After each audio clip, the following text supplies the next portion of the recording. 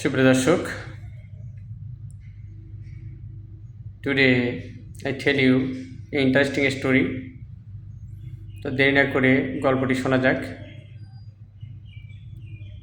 গল্পটি হলো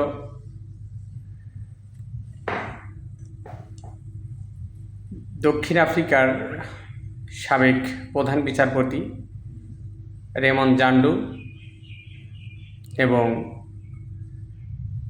মুদি দোকানি মুসাকে নিয়ে। মুদি দোকানি মুসা ছিল ভারতীয় বংশোদ্ভূত। সে দক্ষিণ আফ্রিকায় একটা মুদির ব্যবসা করত। রেমন্ড জান্ডু ছিল খুবই অভাবী একটা মানুষ, কিন্তু সে ছিল অনেক মেধাবী। তো মুসা তার সম্পর্কে জানার পর রেমন্ড জান্ডু যতদিন পড়াশোনা করেছেন তার পড়াশোনার যাবতীয় খরচ বহন করেছেন এবং কালের পরিক্রমায়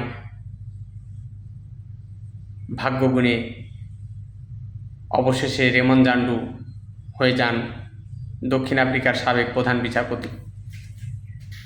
বিচারপতি হয়ে গেলেও সে ভুলে যায়নি তার অতীতের সেই দুঃসময়ে সাহায্যকারীর কথা। সে তন্ন তন্ন খুঁজে বেড়ায় আফ্রিকার বিভিন্ন জায়গাতে, সেই মুদি দোকানি মুসা কোথায়। কোনো একদিন মুসার সাথে তার দেখা মিলে গেল।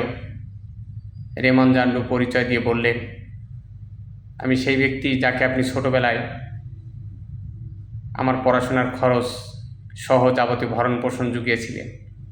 আজ আমি দক্ষিণ আফ্রিকার প্রধান বিচারপতি। আমি আপনার ঋণ শোধ করতে চাই।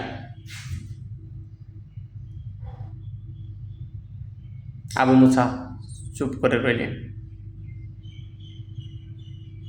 সে একটা মহান বাণী দিলেন রেমন্ড জান্ডুর উদ্দেশ্যে, please do to others which I have done for you. আমার টাকার প্রয়োজন নাই, আমি তোমার জন্য যেমনটা করেছি তুমি অন্যর জন্য সেটাই করো। সুপ্রিয় দর্শক, আজকে আমরা মানুষের উপকার মনে রাখি না, বলে আজকে আমাদের এই করুণ পরিণতি। মোরাল অফ দ্য স্টোরি, আপনি মানুষের জন্য ভালো কিছু করবেন, কেউ আপনাকে ভালো জানুক আর না জানুক, সময় একদিন আপনাকে ফিডব্যাক দিবে, হয়তোবা ইহকালে নয়তোবা পরকালে। সকলকে ধন্যবাদ।